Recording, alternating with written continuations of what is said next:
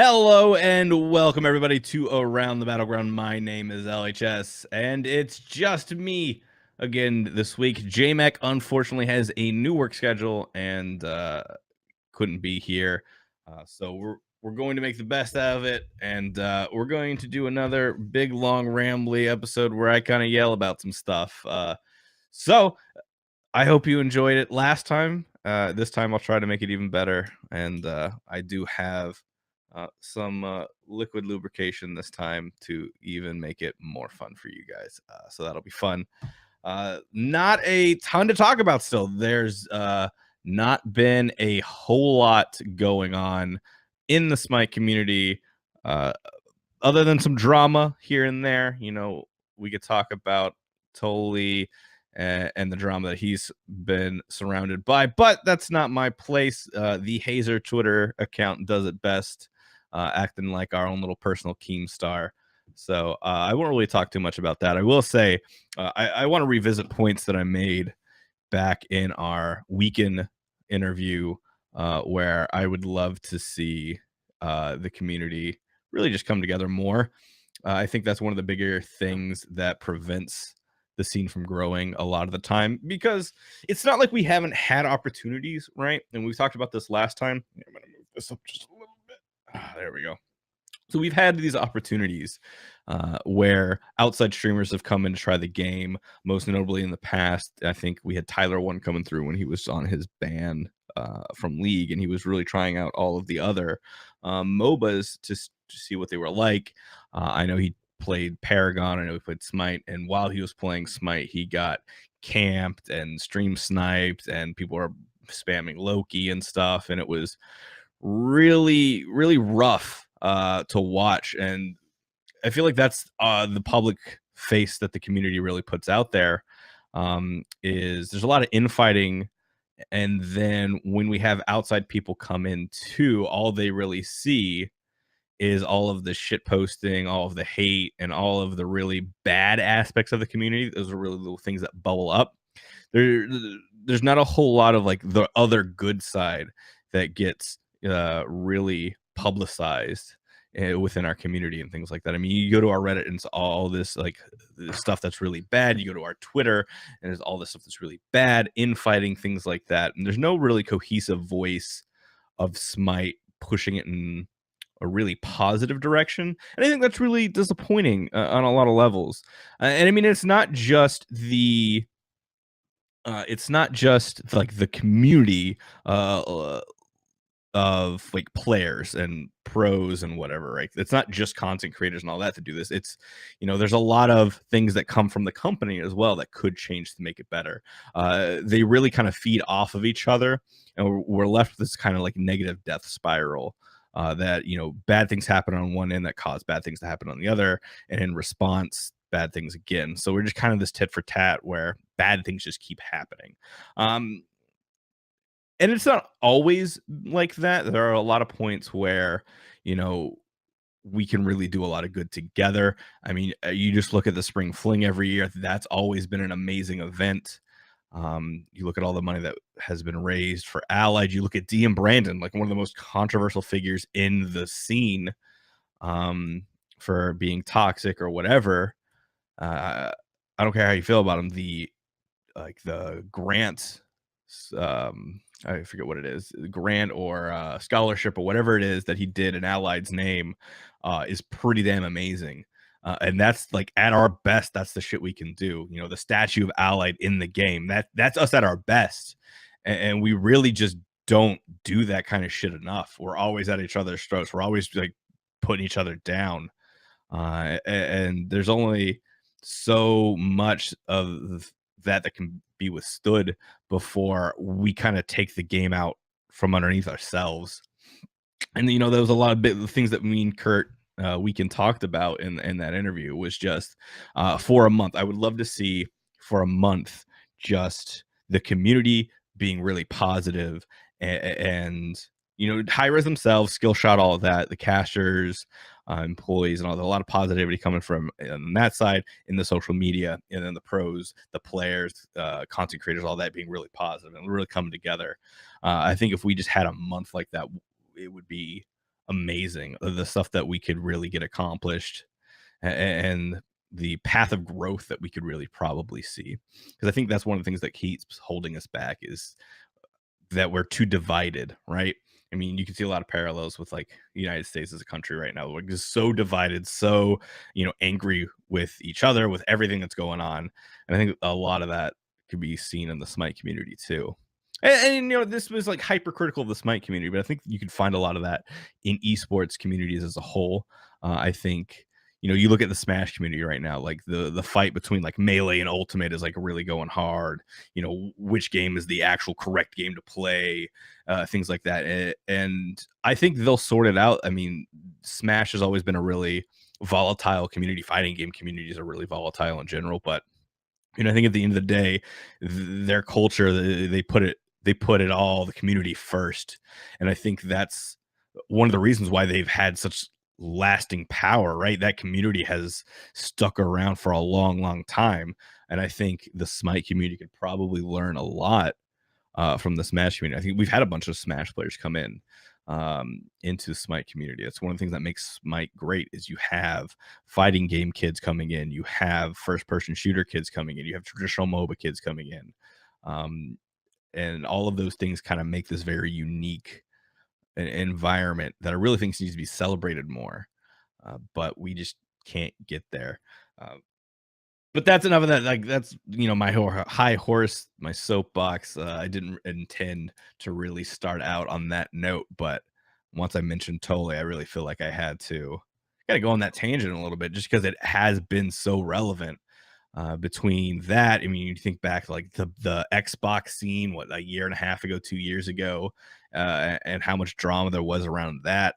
There's just so much stupid stuff that goes on in the Smite community that I think just we all just need to grow up, everybody. Uh, but that's a little more of a serious note than what I really wanted to touch on. The purpose of this show, as you can see right here, is LHS breaks down the SML rosters. That's really the biggest talking point we have. We're still waiting on the Smite Pro League. We did finally get a date for the Smite Pro League to begin. I think that's the end of March. I'm looking it up right now just to make sure that I have it right, because they did just put out that tweet. I'm not sure. I think I literally just saw it. I just don't remember what it actually is. March 28th. That's right. That's when the SPL returns. So can't wait for that. We're in the home stretch basically of SPL coming back, and I'm really excited about that. So without really further ado, let's kind of jump into the Smite minor league rosters. We're gonna do this in no particular order. I mean, the order that we're gonna go down through is how they had them listed on the website. We're just gonna go down the row, not really caring between EU and A. We're just gonna tackle them as they come. So our first roster spot is gonna be NA, and it's gonna be Armada.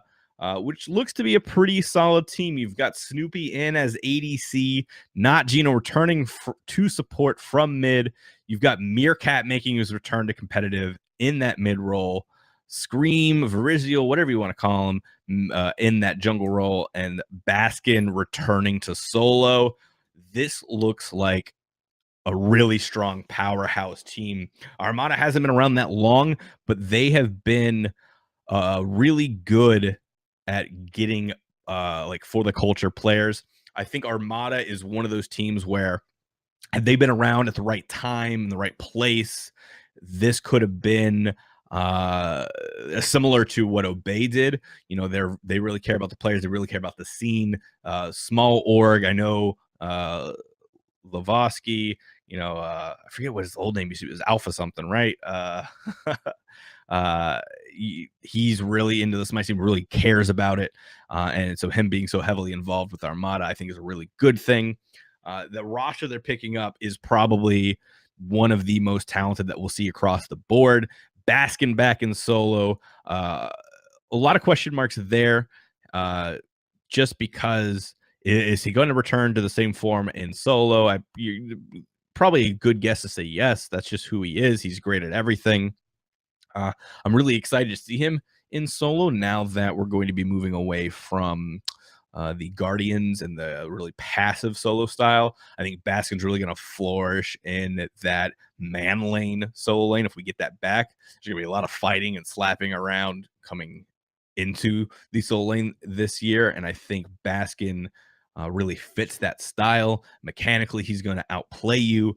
And given the right meta, I think that he can really be dangerous in the solo role. I mean, he was super dangerous in mid. And I don't know. I'm really interested to see if he does return to dominance in that solo lane, or if it's going to take him a adjusted period to get back into the solo mindset after being in mid. I don't expect really anything big to happen there. Verizial Scream in jungle is also really huge, really smart guy. A lot of good plays have come from him. I mean, former world champion. I mean, what can you say? Like he is an SPL quality jungle. And the fact that he's on this roster along with Baskin, I mean, that puts them in a really good spot just right off the bat. I do wonder how the synergy between him and Baskin and him and Meerkat are going to be. I mean, I expect him and Baskin will do pretty well. They've been team mates before on United. But now instead of in the meta role, he's going to be in that solo role. So you never know what that's really going to do. And then whatever the meta looks like this year, Scream should be a really good pickup for this team as well. Really help them uh have an identity, I feel like. And then Meerkat, I think Meerkat's a big wild card for this team. We saw him in NACE. I played against him, I watched him on tape, and he did really well. Head and shoulders the best player on his team, and then was really just able to make a lot happen. I do question some positioning decision making skills there, but that might have just been, a level of care. Like Man Ray is touted as being a really great mechanical player and could do a whole lot, and then hasn't really had great opportunities in the SPL, so he didn't really showcase as much as he has. So, we could be seeing one of those situations where Meerkat is given this opportunity and really shows us how good of a player he is. I'm uncertain. I know there's a lot of hype around Meerkat coming back to competitive. I think I'm pretty excited to see what he does. Just seeing a guy go from NACE to the SML is really cool to me. I think, obviously it's not 100% organic there because Meerkat does have the inroads in both ranked and competitive before this. So it's not like 100% an unknown kid wins NACE and then gets into the SML and gets picked up, which would be really cool. But we're just not at that level yet. Meerkat being on the big stage, showcasing what he can do, really stomping Carlton at Worlds was really cool and really just showed the community what he had in him and that there's potential there. So I like this potential pickup, right? You've got Bastion, you've got Scream, really established guys there. Snoopy, another really established vet.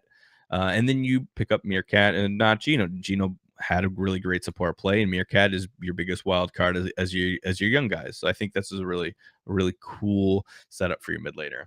Then again, support, not Gino. I like him going back to support. I think he could have been a good mid laner given a lot of time. I think he could have been really.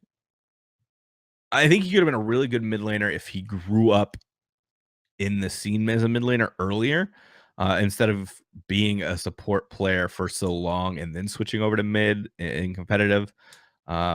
He's got so many like support mentality aspects that are really hard to shake. I think that's kind of why you don't see too many support players branch out into mid.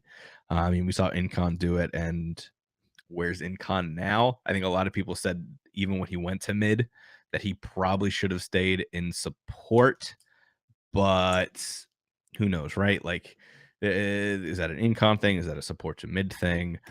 Gino also went from support to mid, and thought he could do more. I think that's one of the bigger things when you go from support to mid is you feel like you can take so much, right? You're a big, strong man.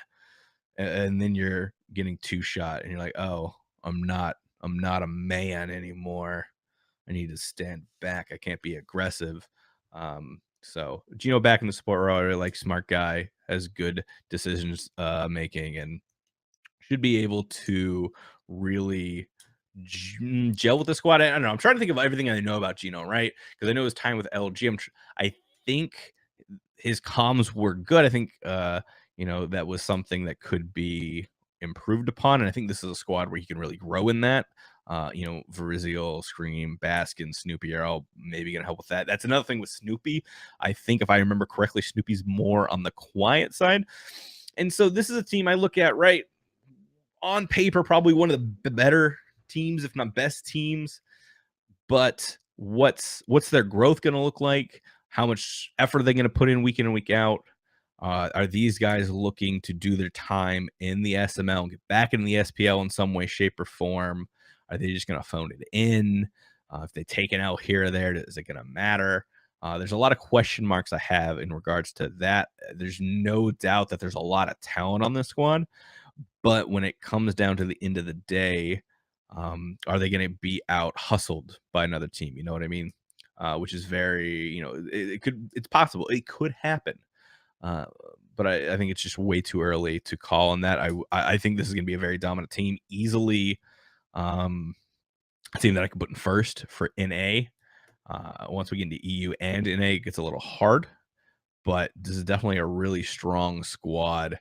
I just question synergy and fluidity within themselves, and then they do have some problems here and there that I could foresee, even though they're filled with vets. They do have Meerkat as the youngest guy. Him and Gino. I don't really know ages, but like as far as competitive experience, I think is how I'm gonna word that. And then how everybody kind of gels with comms, right? They could be out calmed in a game. So that's it for Armada. Next up, we're going to go with Out Cold Gaming. This is actually a roster I semi helped put. Like I kind of had a hand in them going to Out Cold. It was kind of cool. So we have Spudio at ADC, Emilito support, Pretty Prime mid, Frostiac jungle, Dimmy solo. This is a super stacked roster for EU. And I have questions though, right? So Emilito support, is that the best play versus him as an ADC? Is this like a challenge thing? Do they just want to get as much talent on as possible? I'm curious as to why that's the role he gets put with and what this means moving forward. I don't know. I want to see this team in action before I say anything else, really, before I like give them a grade or anything. I do think they have a lot of talent on this roster. This talent is like pound for pound, I think, just as good as Armada, just over in EU. This is going to be a hell of a squad. Dimmy making his return to solo. He did a brief stint as coaching, and you definitely saw improvement with SSG. Very smart guy. He's kept up with his community. I just wonder if he, his level of skill with solo lane, it has kept up, right? Because the game passed some people by, right? Dimmy's already tired once, and they replaced Dimmy with Maniac, and there's a reason for it, right? It has Dimmy improved from where he was? Is he still kind of stuck in the past? So like we're moving more towards people like Paul, right? Or the up and comers are outpacing the old vets. And this is like this transition period, the changing of the guard kind of point. And so Dimmy is the old guard. Is he going to be able to keep up with the other soul laners? Now in SML, probably, right? SML is going to be a bit of a slower pace. He's played in the SPL his whole career, basically. And I think that that'll probably be a good fit. Now, whether or not he dominates the solo lane, I think Baskin dominates the solo lane more than likely in the SML. I don't know that I say Dimmy does the same, at least not at first. I think Dimmy's going to have a little rust to knock off, but again, that's like all speculation, right? Jungle, you've got Frostiak. I really like Frostiak. He him on the team with was a mouse last year was definitely a big change for them and like a turning point where I remember he's playing, was it that Sasano against Odin? I forget who they were playing, but he got out of the Odin cage, and from then on out they really controlled the pace of the game and really won it based off of his play right there. And that was huge. I think Frostiak has the ability to go off like that and be the carry on the team. He can be that number one guy, number one option. The knock against him is he's not going to be that every game, right? He's going to have games where he's a step behind. And I think him being on a team with these other guys who can make plays and impact the game in a big way is really going to do a lot for his numbers. I'm really excited to see what he does next to Pretty Prime and Dimmy. I think that is going to be a hell of a trio to watch out for. Getting into Pretty Prime, I think Pretty Prime is probably the best mid in the SML right now, by a pretty good margin, I would say. And so I think a lot of games get won through Pretty Prime and him really controlling the game. And I think back to the set of Obey versus Luminosity in the placement rounds and how Luminosity was kind of winning against Obey until they dropped. It was a double kill or a triple kill to Prime in the mid jungle, and from then on out they were unstoppable. Pretty Prime is going to have a good time in the SML. I imagine he's going to have stats, probably the best stats of his career, if I had to hazard guess. If they go all out, that's it. So this is another squad where I have to put in like the level of commitment and like energy put in every game. Or are they going to be hustling every game, or are they kind of take a game off here and there? They can take an L, kind of thing. I don't know. You never want to say that any team is going to give less than 100% every time, but there's definitely times where that happens, where they underestimate the opponent, right? LG straight up said, we didn't game plan for LATAM because we don't respect them. And then they almost lost to LATAM. So definitely something that has precedent in the Smite community.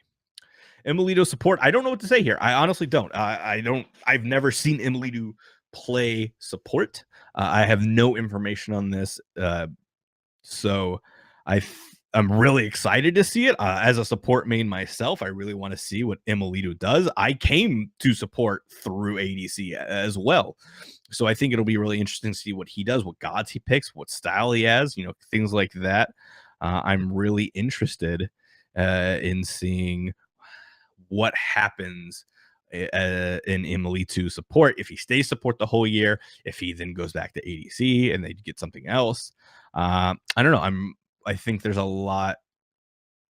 I don't know, a lot of excitement and hype for me around Emilito support. So I'm excited for that. And then Spudio ADC. Spudio did a pretty good job. I don't think he's the flashiest pickup for ADC, especially on a team. It's kind of funny. It's like Spudio's the ADC. Like he's the Ringo of the group, or like yeah, so he's like, yeah, that was the quote, right? That who's the best drummer in the Beatles? Well, Ringo's the drummer of the Beatles. He's not even the best drummer in the Beatles or something like that. And then there was also, Nirvana, where Dave Grohl, the drummer, was the best guitarist as well. So things like that. Well, I think Spudio kind of lacks behind the rest.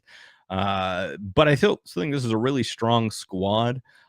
They are probably my favorite to win out of EU. It's going to be competitive and everything, but I really do believe, Armada and Out Cold probably are the head of the pack in both regions. Armada and NA and Out Cold in EU, if these teams operate at peak efficiency and everything, and they really go out, they have a chance to run away with both regions. And I really want to see the two teams kind of go at each other at some point. All right, moving on again. We have Space Station Gold. Uh, we've got Uzzy Wuzzy, Mask, Chapo, Matty Pocket, and Oswald. Uh, and that's a really interesting team. You know, a lot of you've got Manny Pocket and Chapo, who are big streamers. Oswald, who's been killing the stream game lately as well. Uzzy's always streaming. You know, if you got a team with Chapo, you got to have Uzzy on there as well. And Mask unretiring again. Did he retire this last time? I don't remember. But Mask on there. This is an interesting team. I think there's potential here. I don't know where to put the middle of the pack, bottom middle of the pack, you know, something like that. I don't know. Oswald, solid ADC. Haven't really seen him too much. I don't really have a lot of experience and knowledge with Oswald. I've only recently really talked to him, and he's a smart guy. I like talking to him, likable guy. But outside of that, uh, not very familiar with mechanics and decision making and all of that. So I put him in like the middle of where I would put, from a 0 to a 10, that put him at a 5 because I don't know what he's really capable of, but I know he's not awful, right? So I got that. Matty Pocket. I know him as a mid laner or a jungle mostly. That's where I see him in my games. But going to support will be interesting. He's a streamer first, right? But he's been around the game for a long time. And this is his chance to show what he's got. I'm really interested to see what Matty does. I think he has good games, but not always. And then putting him in support, I wonder about his comms, right? I haven't seen, obviously most of my Matty Pocket stuff is going to come from watching him on stream or playing against him, right? And I have beaten Matty Pocket like in a mid match, and I'm not a mid laner, right? But that's on stream, so there's a lot of question marks. I think Matty Pocket's probably going to get slept on the most out of everybody in that support role. I think if I'm looking at all of the supports, I probably put Matty Pocket on the bottom, but that's largely because I don't have experience with him as a support, right?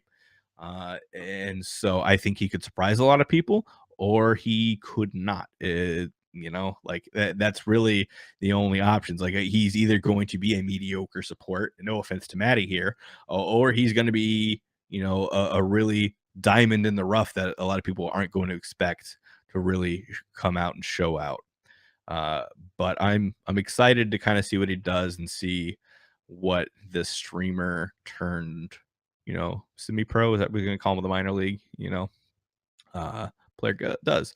Chapo made a really good name for himself as a jungler, and then most recently has switched over to mid. He probably was the biggest reason, if I'm going to speak ignorantly here, was probably one of the bigger reasons that his team won the Xbox World Championship this last year. His comms have been amazing. He's really shown a lot of growth as a player. I'm excited for Chapo. For the longest time, Chapo's been a meme guy for me because he's the guy that I always say he's feast or famine. Either he does really well or he doesn't. And it's really, there's no in between there. He's either carrying you or you're having to carry him. And I think he's kind of really moved away from that. I've seen a lot of growth out of Chapo, and his comms are amazing. His headspace is a lot better than it used to be. I think Chapo has a lot of potential to be one of the better mids in the SML this year.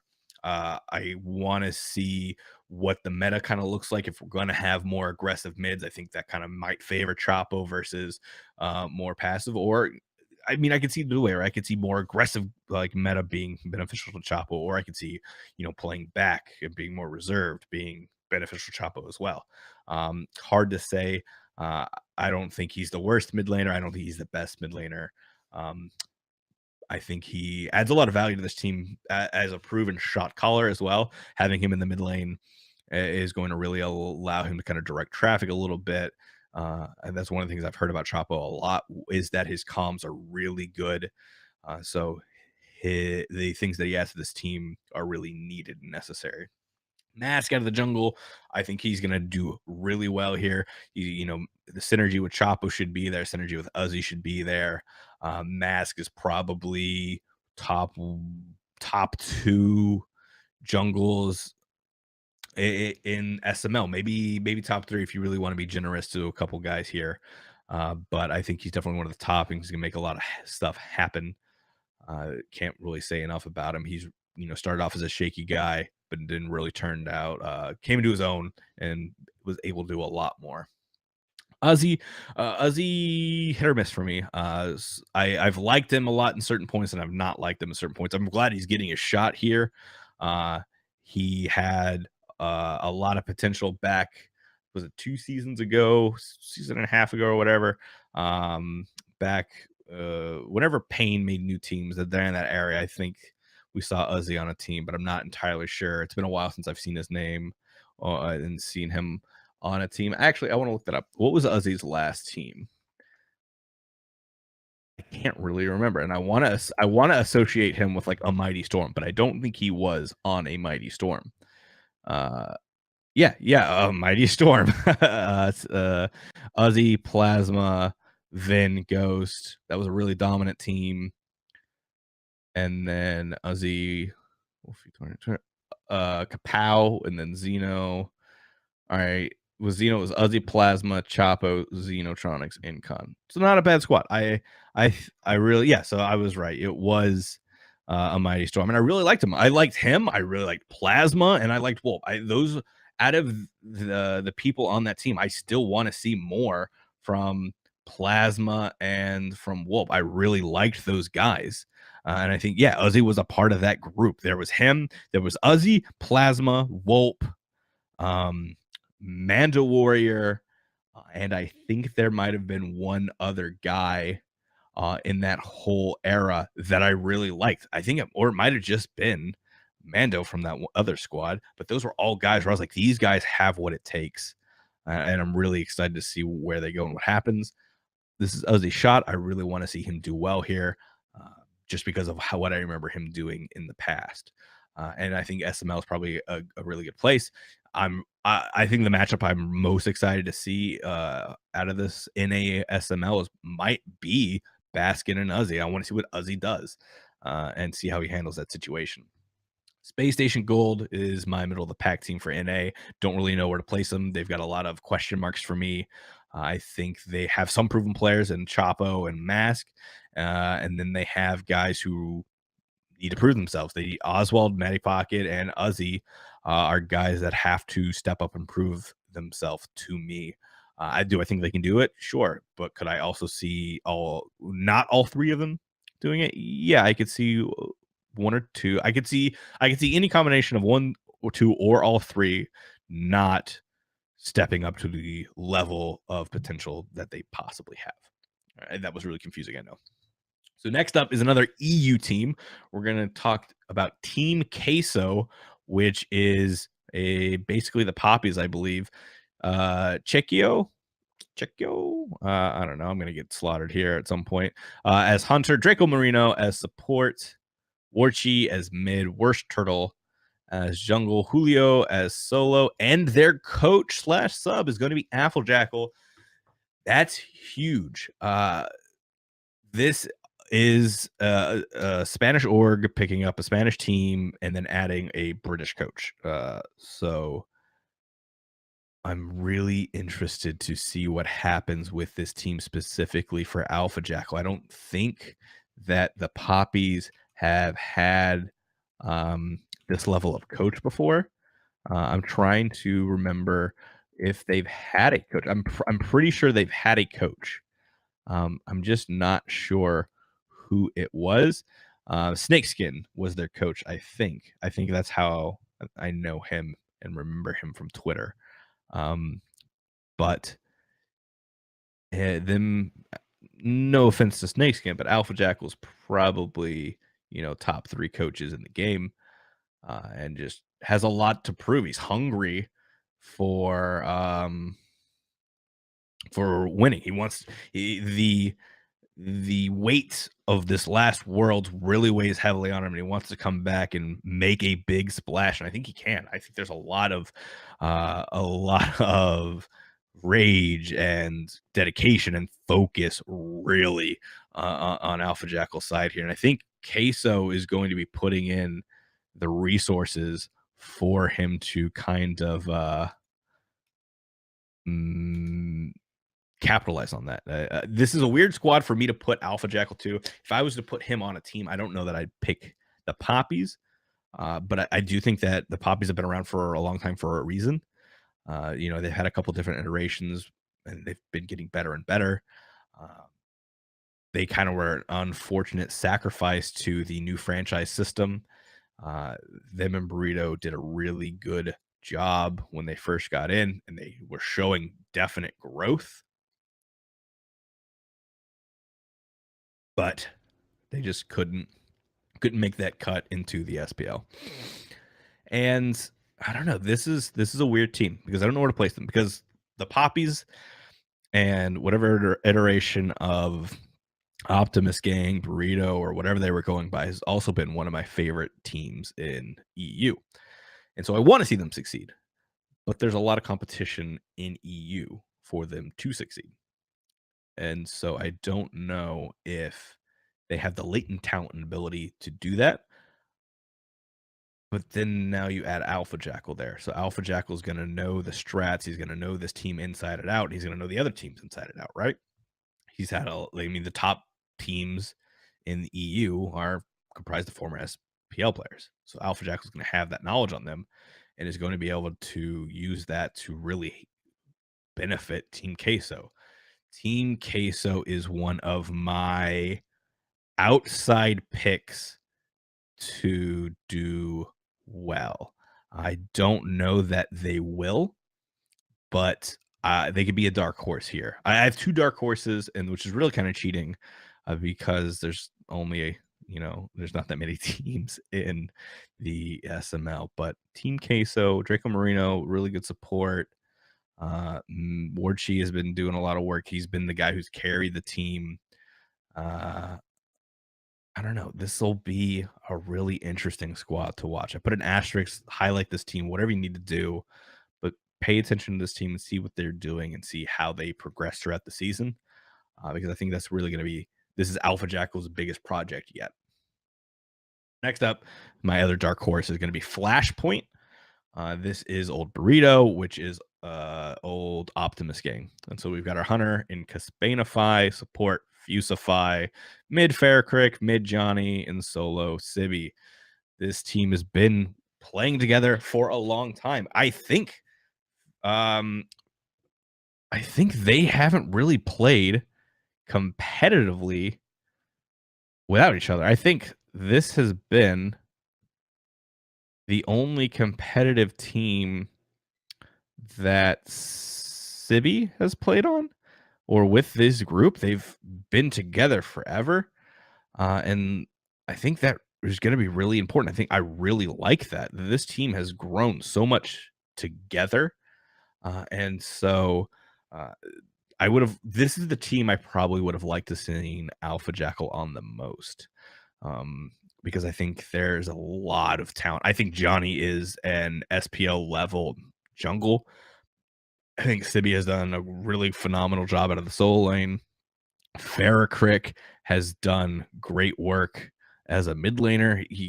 I think he's the youngest, to the team, at least the youngest guy. Like the newest guy to the team. That was a really weird way to phrase it, I know. But he's, started off with a lot of question marks. Him, people were like literally low on him, but he's really kind of made a name for himself. And then, Fusify and Caspanify used to be the budget Bruise Brothers. They used to be, the budget version of Dardes and oh my God, my mind's blanking and I hate myself. It was Jermaine. Dardes and Jermaine. I didn't forget about that. There's no proof that I forgot the Bruise Brothers. But they used to be the budget Dardes and Jermaine. Now they kind of have broken out of that and they are a threat unto themselves. They are, I really want to say that they are the new Bruise Brothers because they want to fight you all the time. And I think they do a really good job at it. This Flashpoint team, I think, with the right growth and the right resources and elements, if they all come together in the right way, I think Flashpoint could come out of EU. That is a very real possibility for me. I'm really high on this team. I think they have a lot of potential. I think they have a lot of experience that's going to put them ahead. I think they have. I think they're hungry. They've had a lot of opportunities kind of slip through their fingers, just but barely. And I think this is going to be their year. I think this is the year that they finally kind of all break out, or at least I hope so. This is a team that I personally like, and I would place top three of EU, if not. Yeah, I can't put them like top three. I think this is the top three right there. Flashpoint's going to be in there somewhere. Moving on. Next up, we've got Sanguine for NA, which is going to be the old Why So Serial, whichever it was, roster, which is the LATAM team. This is really cool. They've got Netrioid as Hunter, Rangu, support, Shinto mid, Panatum jungle, Jarkor, Solo, and Dion. Sorry, I know I kind of butchered those somewhere. I'll have to really pay attention to streams more often to really talk about them in the future. But this is a really, really cool pickup. This is the first time we've had a LATAM team get a shot. This is their chance. Obviously, it would have been cool to see Black Dragons come into the minor league. It would have been cool to see Atletico from OCE come into the SML. Those teams from the Global Series and from International Smite would have been really cool. But we do get the Sanguine roster, which is better than nothing. And I really like that these guys made it in. They beat Baskin's team. I think Baskin had a sub that tournament, but whatever. These guys have been doing absolute work in the Smite Prime tournaments and everything like that. And I think they've won the majority of community tournaments that they've kind of entered. These guys are legit. They have grown so much. I think that these guys, I want these. This is my team, my feel good team for NA. I go and support them 100%. As much as I liked Flashpoint for EU as my dark horse, I really support Sanguine as well as my dark horse. All of these guys have been playing together for a while, and they've just been showing so much growth and improvement every time they go out. Uh, there's a lot of there's a lot of ability here, and I really want to see them kind of step up and take it to these NA teams who have kind of been their roadblock to success. They've been taking them down in non-sanctioned competitive play, and I want to see them carry that over into competitive play. Um, there's a lot of question marks on whether they'll be able to perform at this SML level. I don't know. I think they can. I really believe in this team. And I think that, top two, top three is going to be a really easy thing to predict for this team. I really like Sanguine. I think they can do a lot to shake up the SML and really just be a bastion of hope for the international scene. Like, hey, look at Sanguine, look what they've been able to do. You don't have to be from NA or EU. You can make it if you're in the LATAM region. Maybe we see Brazil come in. Maybe we see OCE get picked up for EU. Like I want that. I really think it's a really big disservice to not see OCE in any of the competitive Smite because there's so many players. I mean, we've touched on this a few times. We talked to Biggie about it. Every year, OCE came out with a team that was like, oh damn, this could be it. This could be the year they put it together. Dire was obviously probably the best team they've ever had, and it was a real shame what happened to them. But then, you had Scylla come out after that. They had a lot of promise for young guys, and then after that, you had Atletico, who had a lot of promise. And I'm really kind of sad that we're not seeing Atletico in the SML or in some sort of competitive Smite, but do have Sanguine. So if you like international Smite and you want more people into the Smite scene competitively, root for Sanguine because that is how we're going to get other regions back into Smite if they can see this bastion of hope that is the LATAMs beating up on the NA squads. I need to drink a whiskey real quick. My mouth is getting a little dry. This is a really long, rambly show, but it's kind of really easy to talk about these teams. I'm really excited for SML this year because of the storylines kind of going on. Next up with our EU squads, I think this is our final EU squad, is Simplicity. This is a another interesting squad that has a lot of potential. You've got Maniac solo, Fails jungle. I think I interviewed Fails one time and it was Failus at that point. And then he was like, "Yeah, they just kind of call me Fails." So I kind of went with it. So Fails, Death Panzer mid, genetic support, and Streak Up Hunter. Right off the bat, I'm not familiar with who Streak Up is. I don't know if that is a former player name, if that's somebody who's changed their name or something like that. I'm not entirely sure. I'm just not familiar with them at this point. So I really can't speak onto them. So I'll probably put them in the same category. I'll probably put them lower than Oswald, like a step or two below Oswald if I had to like hazard a guess. Obviously, a talented player on this team. Maniac Fails, Panther, and Genetics are all really experienced dudes, so they wouldn't just grab some scrub. So I'm interested to see what he does, uh, but I don't know enough about him to make a statement one way or the other. Next up, Genetics. Genetics, infamous for costing Insignum a chance at Worlds by getting banned. So we won't go into that can of worms, whether it was justified, whether it wasn't, whether his behavior is something that needs to be a question mark. None of that. I've heard a lot of good things about Genetics, so we're gonna toss all that to the side and really just focus on him as a player outside of all of the kind of drama aspects. So Genix is probably one of the best up and coming supports there is. Really smart guy, really talented. Probably the EU version of where Neil was like a year ago back on like Oxygen Supremacy. That's probably where I see Genetics at right now. Really mechanically gifted, really good player, smart, and can make a difference out of that support role. And he's not afraid to play some janky things. So a little bit of that Aurora in there too, right? So I really like Genetics as a support pickup. Panther's probably one of my favorite mid laners out of EU. I really like him. He has been historically a better hunter player than he has been a mage player, but he has shown a really good aptitude on those mages. And when he needs to play hunters, because they do come into the meta all the time, it's a really good asset to have. And I really wonder. I'm gonna call it now. Actually, I'm gonna say that this Simplicity squad at least once runs Triple Guardian and Double Hunter. Death Panther has never not played it, so I think he's definitely going to give it a shot again this year, just because that just seems to be what really follows him around. I think it fails out of the jungle. I like him. I like Danny. He's a good guy. He's a good jungle.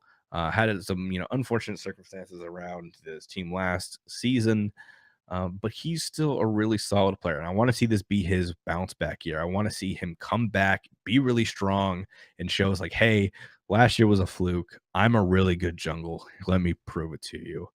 And I think he could really um, make that happen. I think that's within the realm of possibilities. Fails is a good jungle, especially putting him with Death Panzer and then his Soul Inner Maniac. I think that's has a really good chance of being a good threesome for this team. Then lastly, we do have Maniac in the Soul Lane. Maniac has been one of the better Soul Laners around his entire career. Really aggressive, and we're moving back to man lane solo, I think. So I think this is going to be a really good year for Maniac. He's going to be able to play the chop chop. He's going to be able to play the Osiris Bologna, things that do damage and things that want to beat you up and take your lunch money. And that's what Maniac does best. So I think we're going to see another resurgent year from Maniac, especially against this SML level of competition. And so simplicity probably up there again in my top three. So my EU top three, far and away, I think out cold is probably right there. And then I don't know, it's harder to call after that. I think is simplicity and flashpoint probably round out the top three. So yeah, that would be my guess. It'd be out cold. Um, let's say Flashpoint. I think Flashpoint's going to do a really good job. Simplicity and then Queso at the bottom. But I don't know. Like it's really hard to call how EU SML is really going to shake up. But if I have to hazard a guess, that'll be my guess. And then lastly, we move to the last team of the SML. Our final NA roster spot is Team Cryptic. They've got Benny Q as the hunter, Mr. Chiron Blink himself, Mineral Support, Sops Mid, UG Jungle, and Zero Solo with iFates as their coach. So another team with a coach that bodes well for them right off the bat. I'm not too familiar with iFates, but I've seen him around the scene for a long time to know that he's got some knowledge to him. So I think he will do good for this team as a coach. Benny Q, not hot on him, especially after his performance at the placement rounds. There's kind of that little bit of a stigma to Benny Q of being hard to work with. He's bounced around a few teams, and I'm kind of interested to see if he improves um, from where he was. He's one of the guys that has a lot of potential and could be really good, but it's kind of he gets in his own way. And so I wonder if he's going to have that personality on this squad that kind of keeps him in check. I don't know. Last year it was Cope. Cope was the dad of the team. He really made sure that everybody was kind of doing the right thing, being in the right place, acting the right way. Um, so I don't know. Right off, I'm looking at this, and I don't know that anybody on this squad is going to be the dad of the team to do that. Mineral, maybe. I've seen Mineral around in like a leadership position in the community behind the scenes in a couple places, but I'm not entirely sure if he can really step and do that at like this really big competitive level. As a support player, I think he's good, decent. I wouldn't put him. I mean, if we're looking at the top supports in this, I mean, do I think he's better than Matty Pocket? Sure, but where he falls up next to Rungu and next to Gino, I don't know. And then Matty Pocket, of course, right? So he's where is Mineral at on the ranking leaderboard of the supports in SML? I don't know. Sops has done a really good job as a mid laner, transitioning from that hunter role into the mid role. He was really done well for him. He was a really bright spot for what was it, Armada last year, right? So I like him. I think he can really do well in that mid position. His big competition. You've got Shinto, you've got Chapo, and Meerkat. So this could be a breakout year for Sops to be really establish himself as a really good dominant mid laner. Jungle, you've got Yuji. Yuji's an interesting point for me because ranked monster, and then got cut from the SPL before the SPL even started. And so that raises up a bunch of red flags for me to what is UG going to be able to do competitively. I know he did play some SML last year, I believe. I don't remember following him too well. So I don't really know what has changed, where his skill level is going to be. But just question marks are for me around him at the moment, right? I think he has a lot of potential. When the pressure really gets to him, he dips and doesn't have a great performance. But if he's feeling himself, he can do a lot of damage to you. He can be the next great jungle to play the game. And it's just really a big matter of whether or not he can do that, whether or not he can adjust to the pressure and really come out the other side. And if he can, the Team Crypto is a more dangerous team for it. And then Solo Zero, again, not super familiar with Zero as I am a lot of these other players, but from what I understand, decent solo laner. Um, but he's got some really stiff competition again, right? He's got Baskin in that lane. Ozzy, we were super high on. Jakor from Sanguine's a good solo laner. So I think he's gonna have a hard time to stand out. So Team Cryptic, I think, is if I really had to guess, I'd probably place them right alongside the space station. A lot of question marks, good guys, but are they going to step up to the level of competition that's going to be here? I don't know. I'm excited to see, and I think if we're gonna like do my little power ranking for NA as well, I think I probably it's harder for me to actually do the NA side of things, right? Probably Armada. I mean, just looking at Armada, that is such a strong squad. I can't not put them as number one right off the bat. And then I think number two probably goes to Sanguine. And then between Space Station and Cryptic for 3 and 4, I don't think I can really call it either way for Space Station or Cryptic. If I had to hazard a guess, just because of Chapo, Mask, and Uzzy, I think I'd have to give it to Space Station Gold as a third place squad, and then Team Cryptic finishing at the bottom. Uh, that I could see it going a lot of different ways. Uh, but I think the most likely, if I'm putting money down in Vegas, I think that's really how both NA and EU is really going to shape up.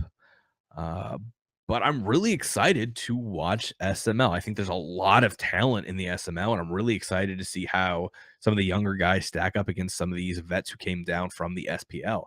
We're really going to see whether or not the youth movement as big as we've kind of thought it has been. I mean, maybe these younger guys, these younger teams are going to be able to come up and really surprise the old established guard in Armada. Some Simplicity's got some older guys on there. Out cold for sure. Like I want to see the up and comers really make a splash and a mark this year. So that's it for SML. Uh, I don't really have anything else to talk about. If you guys have any questions for me, I'll stick around for the next 5 minutes or so in chat.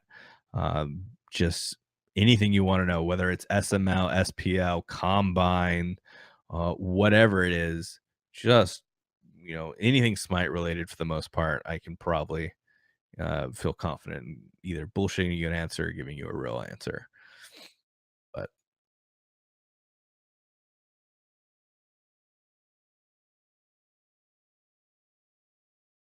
new phone who dis? Hey, Freight Train. Haven't seen you in a minute. I think I saw you playing Smite the other day, and I was like, I should probably not play with Freight Train. Uh, just because you've been playing too much mobile Fortnite, and I think you're, it's not like you were the greatest ADC player in Smite to begin with, and now that you've got like mobile hands, oof, I don't think I want to play with you at that point.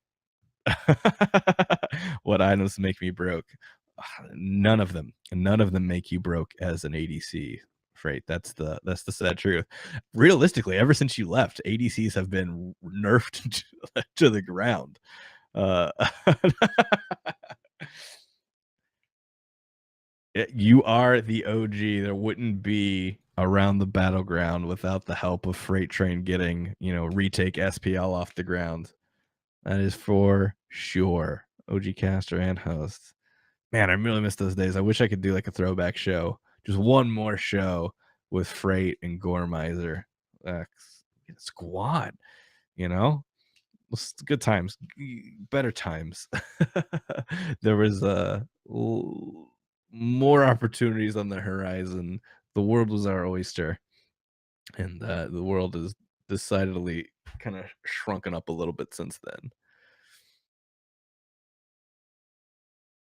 I don't know that we're gonna get any questions tonight. We just don't have a lot of people in here tonight, so might as well call it a night. We'll put this up on YouTube. I'll give shout outs to it on Reddit and everything. And really gonna be a big push for content and push for viewers uh, on the show.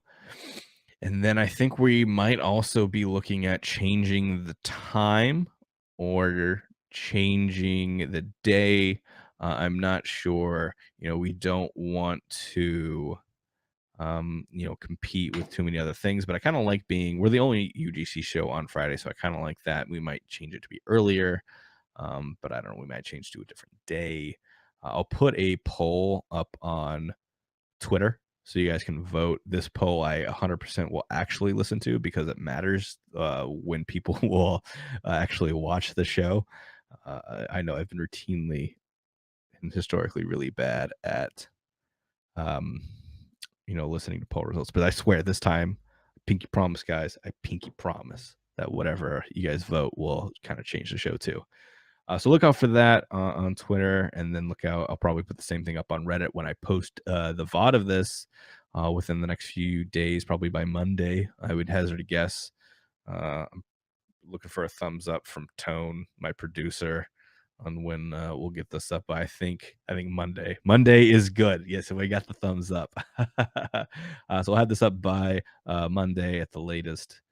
So expect to see this on the subreddit, and I would really appreciate your support. Thanks for coming out. I know there's a lot of other things you could be watching, especially with Smite Prime kind of going on, and then all the other streams, things like that. But it means a lot to me for you guys to come out, and especially when it's just me. Hopefully I was entertaining for you guys and informative as well.